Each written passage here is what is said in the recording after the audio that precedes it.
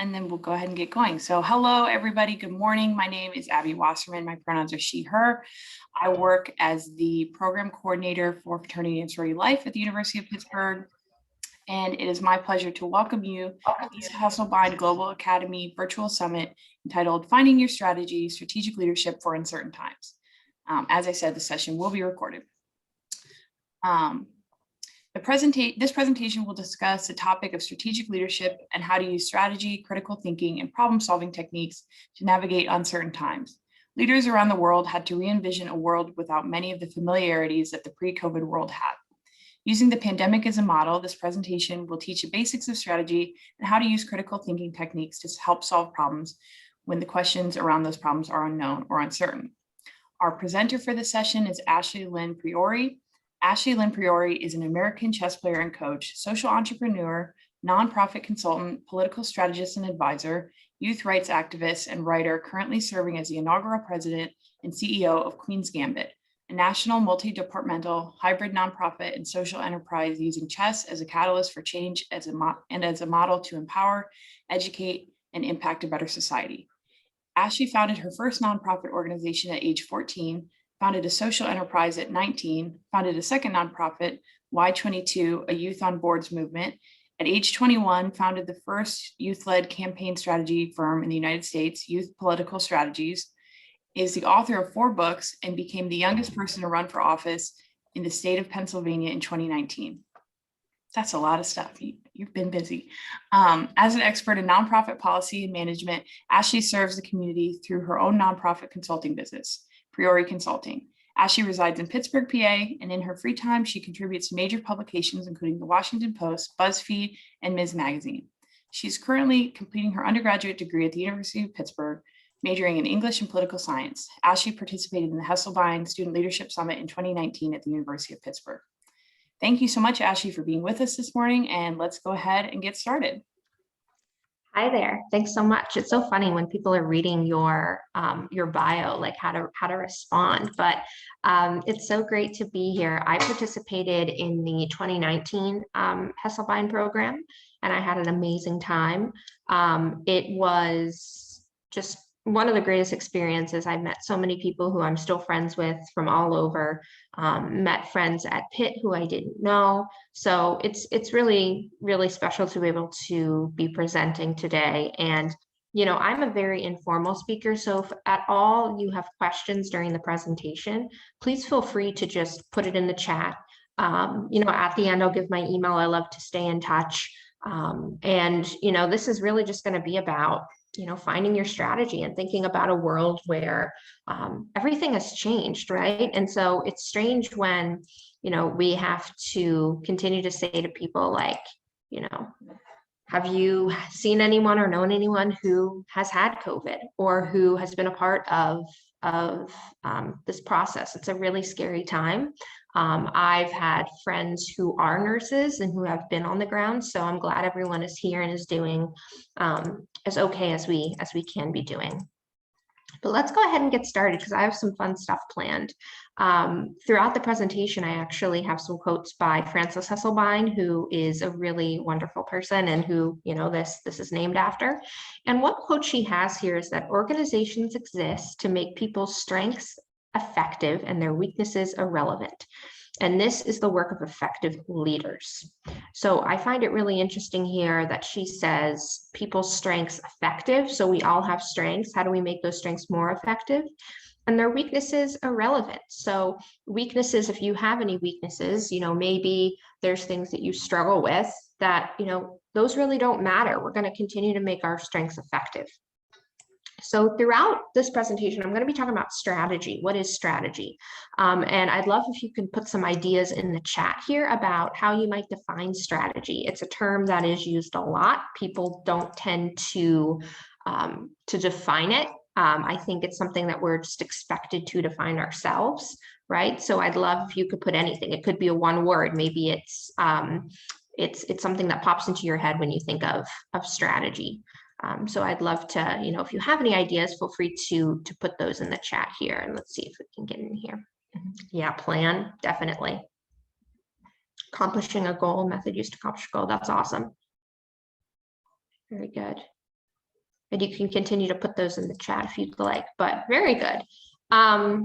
Another Francis quote here, planning defines the particular place you want to be and how you intend to get there. It's a responsibility rather than a technique. This is really important because some of you said plan in defining strategy, right? You said that strategic, strategy is maybe a method to get to a goal, right? So oftentimes when we say strategy, we think of strategic planning, right? And planning means that you have this end goal that you want to get to, right? If I say, okay, I want to, I'm going to school and my end goal is to graduate. How are you going to get there? Well, I'm going to take these certain amount of classes. I'm going to get this amount of grades, right? I'm going to do X, Y, and Z to get there.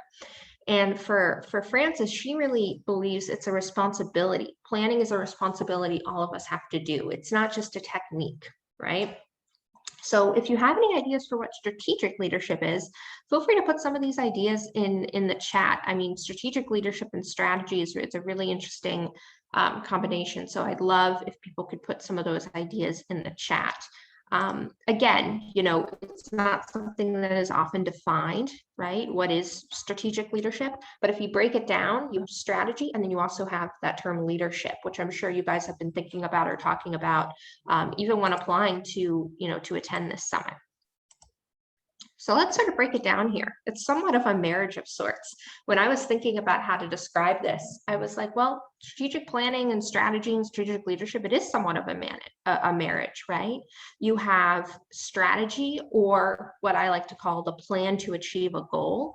Strategy is the ultimate plan, right? So I'm a chess player, right? So I use strategy, and chess, everyone thinks chess is all about strategic planning, and it is, right? So strategy is really the plan to achieve a goal.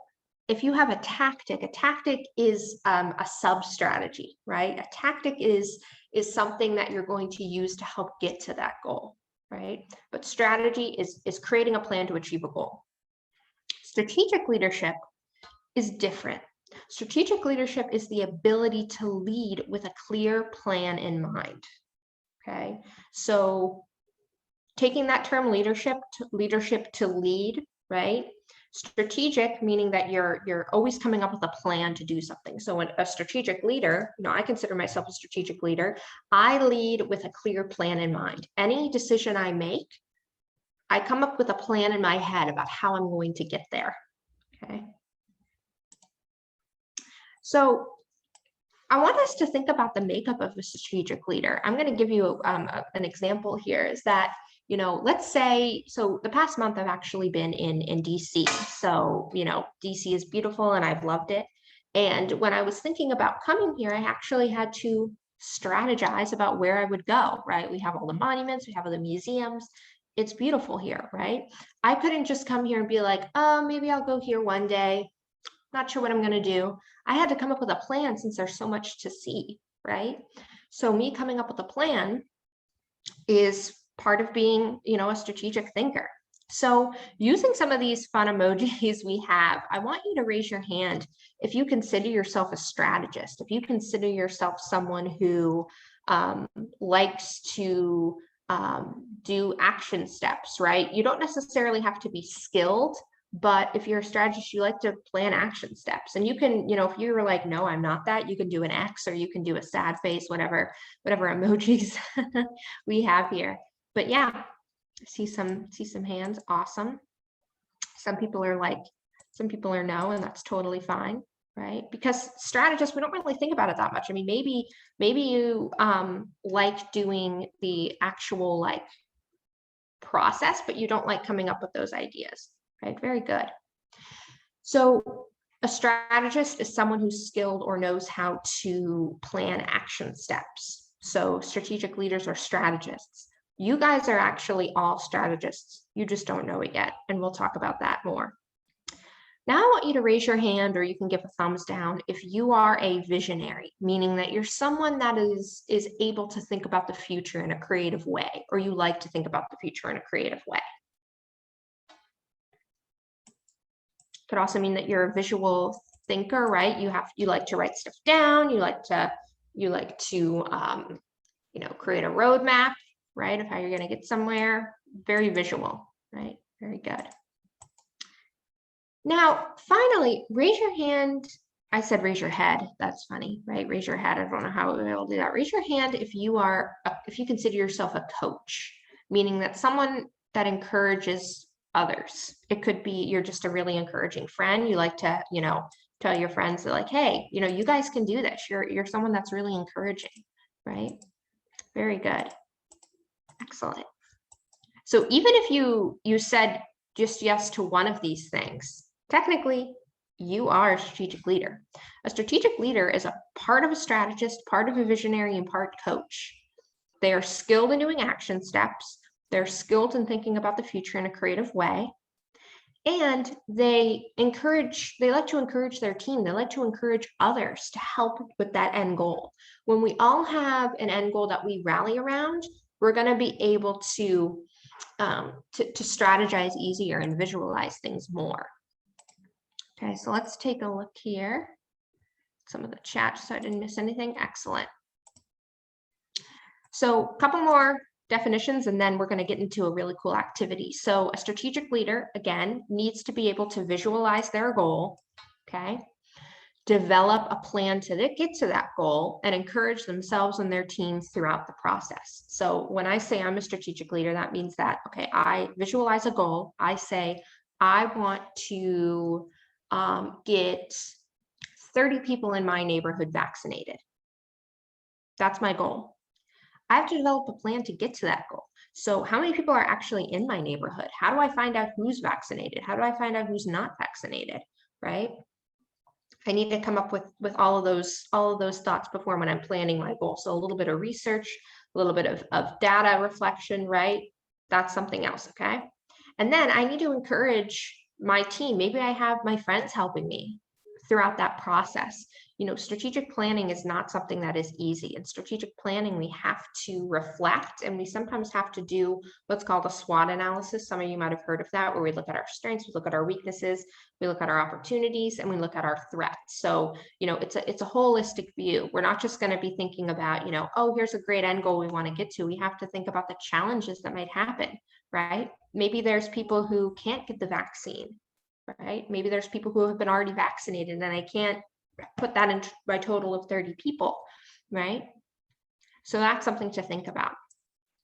Finding your strategy, the name of this presentation, what that means is that you're able to, really learn about yourself, right?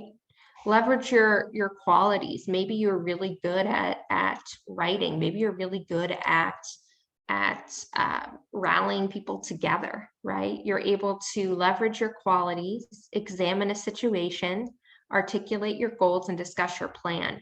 And what this means is I came up with a little structure here for you guys, and I call this LEAD, right? How do we think about problems? I use LEAD. And what LEAD means is that first thing is leverage. You're going to leverage your qualities. You're going to think about what you're really good at and how that can help you come up with your plan. For example, I'm very good at connecting with people. So if I see someone I want to connect with, I email them. That's what I'm really good at.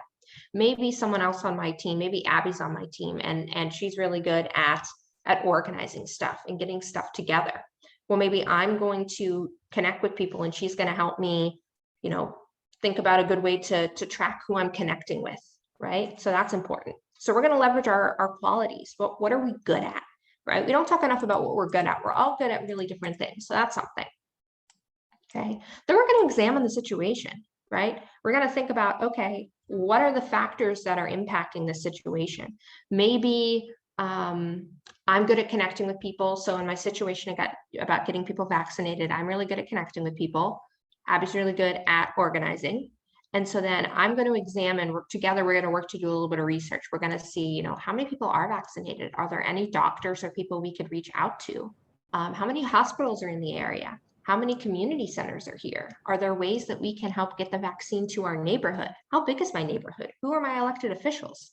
Who are people I can contact? You're going to consider all of those things. Finally, articulate. You need to be able to articulate your goal, okay? If I say, I just want to get people vaccinated, that's not specific. I need to have a specific goal. I need to say, I want to get 30 people in my community of blank vaccinated by this date. Here are different ways I'm going to do it. Okay, so you need to be able to articulate. And then finally, discuss, strategic plans are not one and done, right? Maybe in a month I get 10 people vaccinated. That's great. That's an accomplishment, but I didn't finish it. So we, at some point we need to reflect and say, well, what did I do wrong? Was there anything that I did really well that I maybe need to do better, right? You're going to analyze and discuss what worked, what didn't, and how you're going to go from there. Okay, so this lead structure, leverage, examine, articulate, discuss, it's a really good model to follow. Okay, and you're going to think about it when we're doing our next activity, and you can sort of check the boxes, and it's really a process, right? You're going to go up the stairs. Sometimes you have to go back down to figure out what you didn't do well or what you could do better. Okay, so let's do a little bit of an exercise here, and I'm thinking about, I'm thinking that we could maybe do some pairs, but I'll figure out that in a minute. But here's our example. I'm going to give you guys some university samples. So I came up with really cool universities. I didn't name them. If you want to come up with cool names, welcome to do that. But basically, you are a university or college leader. You're maybe the chancellor of the university, the provost, some leader in a capacity where they have a lot of responsibilities. And you are tasked with deciding whether or not your department, your school, should go back in person. Okay, so I'm going to go, each group will have a specific scenario. So I'm going to outline what's the college, what are some of the facts that you need to know. Okay, so you are a university leader, you have to decide whether or not to go back in person. Okay, so you're going to use that leverage, examine, articulate, discuss model. Okay, so what I'm going to do is I'm going to stop my screen share real quickly here, and I'm going to see who we have. So I'm going to do some breakout groups. Let's see. I will do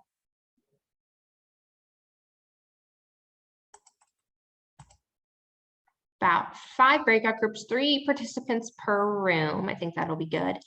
And I'm going to go room by room and give you your task or what your, actually, I think maybe 3 to 4 people might be better. I'm going to give you what your university is. Okay. And I'm going to go around to help each group and talk. At the end, we're just going to discuss it. We're going to think about what your thought process was behind it. Okay. So we're going to do 4 breakout rooms. Let's see here. Perfect. And then I'm going to open the rooms, and then I'm going to go into each room and send you what your task is.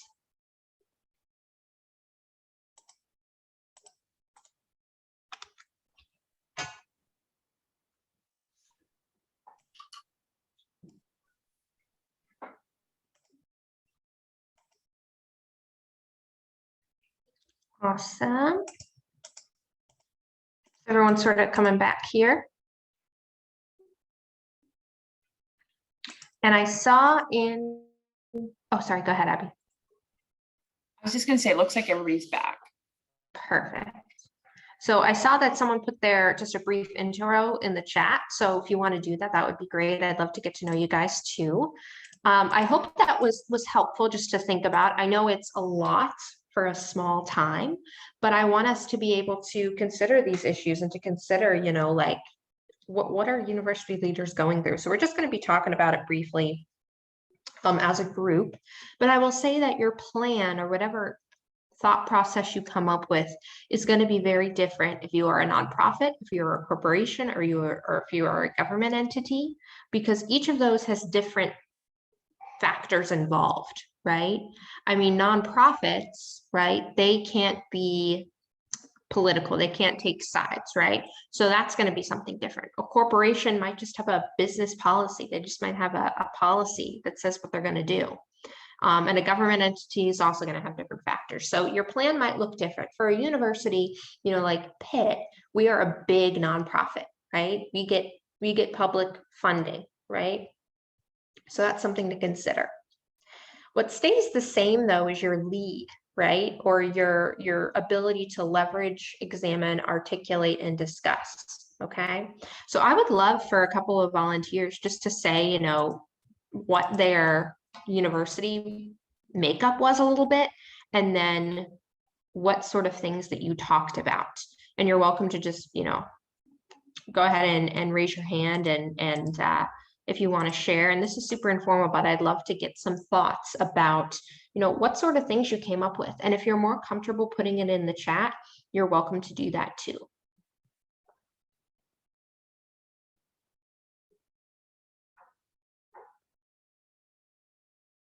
Yeah, Sydney, go ahead.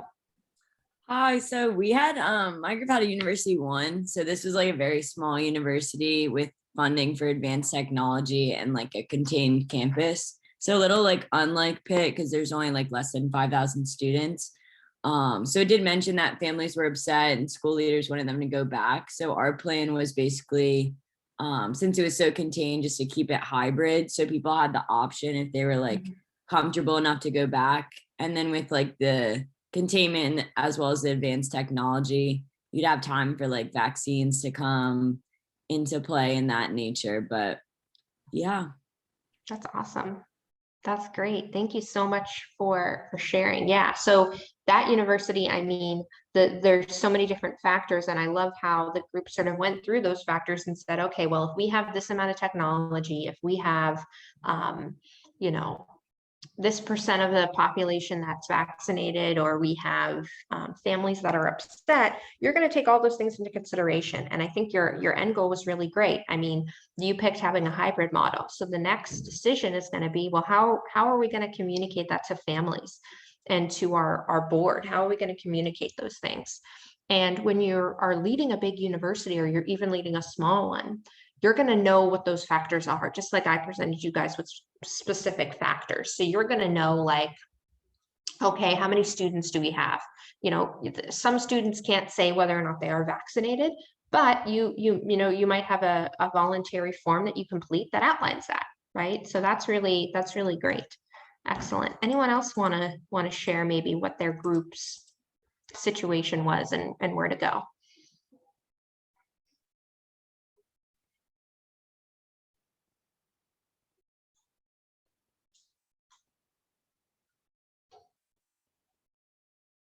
Yeah, go ahead. Let's see. Either one. I think someone was it Brian? Do you want to go? Was it Brian Matthew? Yes. So my Hi. group, hi. So my group had the same thing. So we was asking questions about who we would ask to get this information. So we would like, let's have the family get their input, what's the school leaders input, and what's the students input on like how they want to do the school, how they would like to have school in the fall. So we thought about like doing a survey asking students you can either yes or no if you're getting vaccinated or not, or you're not planning to. Do you feel like having your classes like remote, online, or do you like having in person? But it also depends. So we was also thinking about it depends on like the classes, because there's some classes where you can like be remote for those classes, Absolutely. It just depends on the students' responses. Love that. I love that you're engaging students. That's so good. Excellent. Awesome. Yeah, that was perfect, right? So you're thinking about like, okay, how are we engaging students, right? Students are going to be the ones that have to go in person, right? If it's going to go back in person. So that is a really good thought process. A lot of times when we're doing strategic planning, we do what we call different like meter checks, or just outreach to people who are serving to say, okay, how are we doing our job well? What could we work on? And a lot of universities send out surveys to students at the end of the semester just to say, hey, what did we do well? And what are some things that you wish that you would have had to make it better? They always make it more positive. So you're not going to be like, what are all of the horrible things that, that we're doing? You're going to say like, what can we work on, right? Because it's hard leading a university. And I hope that you guys realize that during this process, as you were thinking about it, there are university leaders that have to make these decisions, that so much money and time and people power is at stake, right? So very good. Phil, do you want to go next?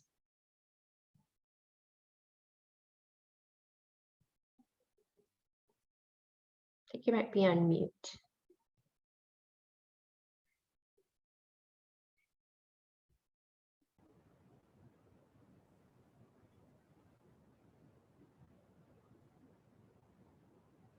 Can anyone hear anything?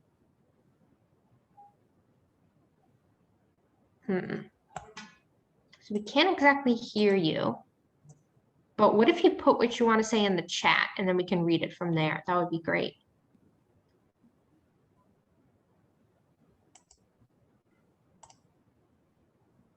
Awesome. So we'll read what you have to say in the chat. While we're waiting for that, anyone else have anything that they want to share?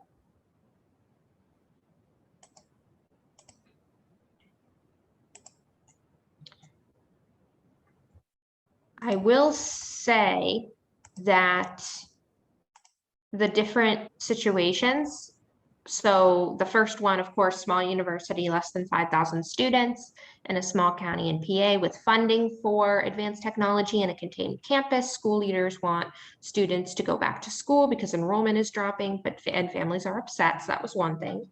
The other one was that medium-sized university, so there was about less than 15,000 students. It's in a large county in PA without some funding for advanced technology and a widespread campus. So similar to Pitt, where people from all over, you know, you could be walking down the street, have your school in one building and see an office building the next. Okay, school leaders are going back and forth about whether they should come back to campus. Enrollment is dropping, and less than half of the students are unvaccinated. Okay, so vaccines are available, but cases are increasing. So it's sort of pretending that we're back in April 2021.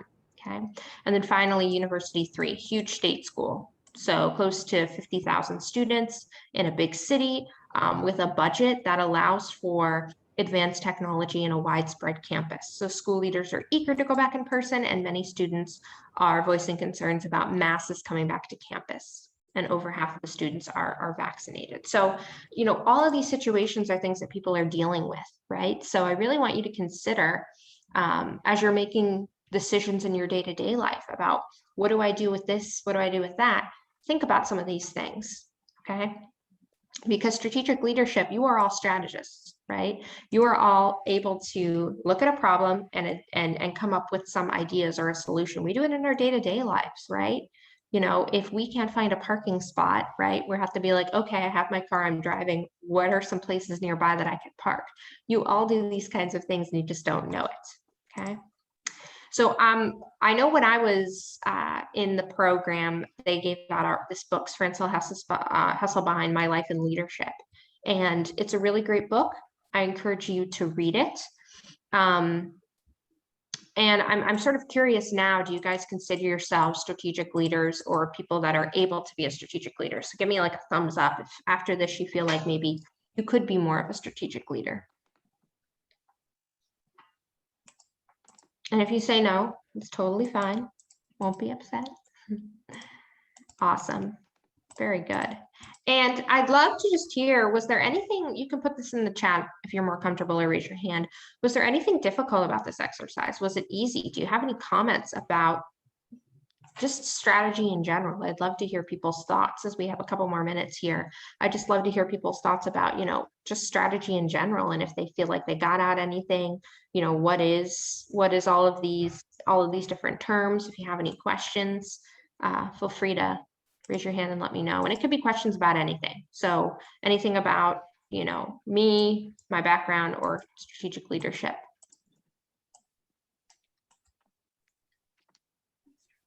Hi, Ashley. I love that question. I think it's pretty humbling to kind of be put into those shoes of what our strategic leaders are currently making decisions on for the universities, colleges, you name it. But it's also kind of nice to be, like I said, be put in those shoes to think creatively, see if those ideas that we're coming up with are currently being done at our university or could be brought up to someone to create or initiate down the road. So it's been a very humbling experience, and it's been really awesome to try to see how those minds kind of work in this kind of climate. So thanks for the activity. It was awesome. Awesome. That's so great. And the activity I thought was done quite well, and you made it easy for us. I was with University 3, So we were a large institution. We had the resources. Over half of the students had already been vaccinated, and I think that made our job easier. They were concerned about coming back to campus. So we know we have over half that want to come back.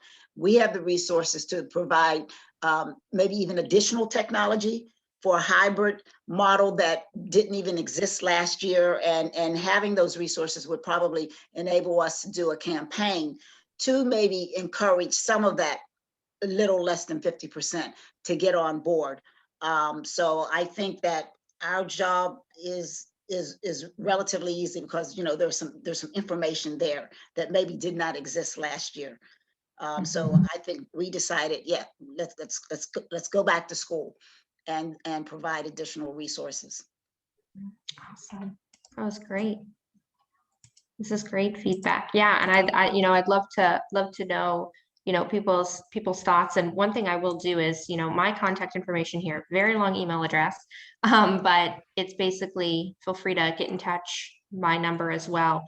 I do want to encourage everyone to feel free to get in touch with me. I love talking about this stuff and I want to help in any way. And I think that it is important that we consider these issues that people are facing, right? Because if we don't, how are we going to be prepared when it's our time to make those decisions, to do those decisions, right? So I also encourage you to ask your university leaders and say, hey, what were your discussions like with this? Maybe you go to student affairs and say, what kind of questions did you ask? Because the odds are they'll be willing to answer. I mean, it's going to be complex. And if you go to the website of the organization you're wondering about, sometimes they have board minutes, so you can go back or the board meeting might be recorded, and you can just consider and see what those people might be asking. So I had a great time. It was great meeting everyone and talking with everyone. Feel free, Twitter and Facebook, friend me. I'd love to meet everyone and just get to know you. I'm going to be here for a couple more minutes. So if anyone needs anything or has any questions, feel free to let me know. But I really appreciate everyone, and I'll hand it back to Abby. Thanks so much. Just wanted to thank you, Ashley, for your presentation this morning, and thank you to all of you here who joined us. And at the end of the summit, you'll receive an email with a link to a survey. So we do ask that you please complete the survey, when you get a chance to share some feedback about this, as well as your whole experience today. And so, yep, like, Ashley said, she'll be around if you have a question, but, if not, go ahead and get to your next session with the Zoom links that you should have in the summit program. So thank you all and have a great rest of your day.